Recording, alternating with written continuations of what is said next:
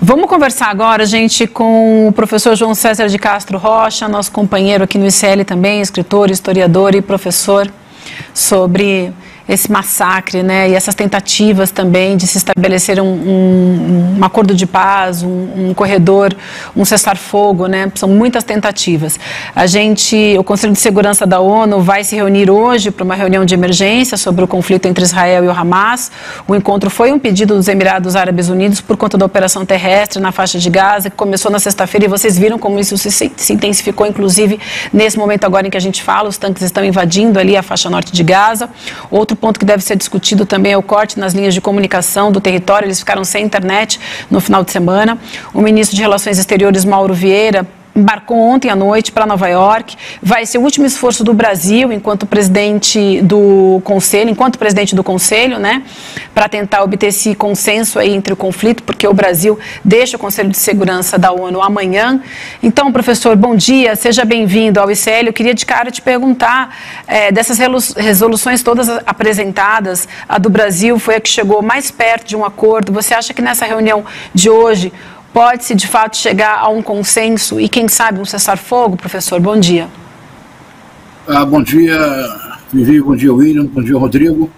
Eu estava aqui eu tenho assistido as matérias da Luísa Vilela, absolutamente notáveis e muito importantes, sobretudo para um público como o nosso, que nem sempre tem as informações de todos os lados. E, olha, eu sou pessimista em relação à possibilidade de haver um cessar-fogo hoje.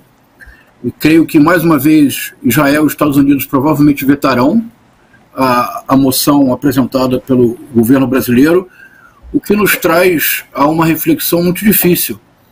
É que essa situação, ela infelizmente não é nova.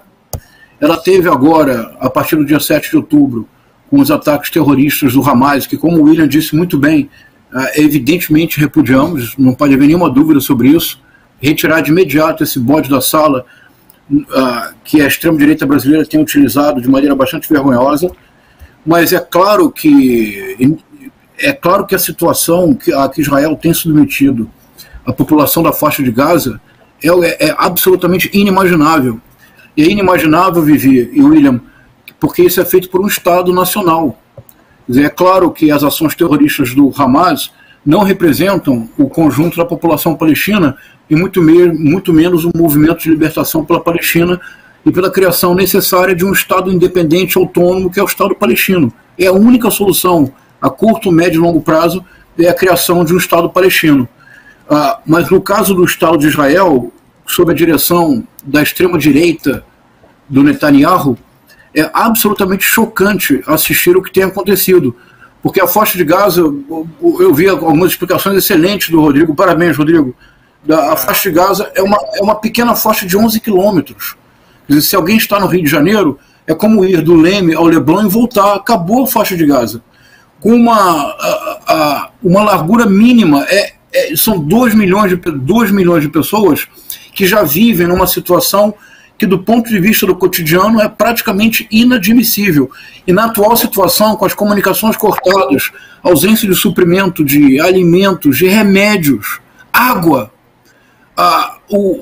os ataques aos hospitais, é uma situação, é algo absolutamente escandaloso e que deve nos fazer refletir, creio, em duas áreas. Uma área que é uma certa falência contemporânea que nós vivemos hoje. Isso é muito perigoso, porque algo similar aconteceu no mundo em 1914, com a falência da Liga das Nações. Não havia nenhuma antes da Organização das Nações Unidas, com a falência moral da Liga das Nações, não havia nenhuma espécie de impedimento para que estados mais fortes militarmente ocupassem outros. Simplesmente não havia nenhuma espécie de impedimento ou nenhuma sanção internacional capaz de frear esse impulso. Nós vivemos hoje com a guerra da Rússia e da Ucrânia, com o massacre que nós assistimos agora na faixa de Gaza se estendendo à Cisjordânia. Nós assistimos a uma situação potencialmente muito perigosa. Como a Luísa Vilela destacou muito bem, não é concebível que o conflito se limite a esses 11 quilômetros da estreita faixa de Gaza. Uma vez que a Cisjordânia for atacada, de imediato os países vizinhos estão envolvidos, a Jordânia está envolvida, o Egito está envolvido, não há opção. Então é uma situação muito grave que permite esse paralelo inquietante com o fracasso da Liga das Nações. É muito preocupante que a Organização das Nações Unidas tenha várias resoluções que não são de hoje, que não datam desta crise.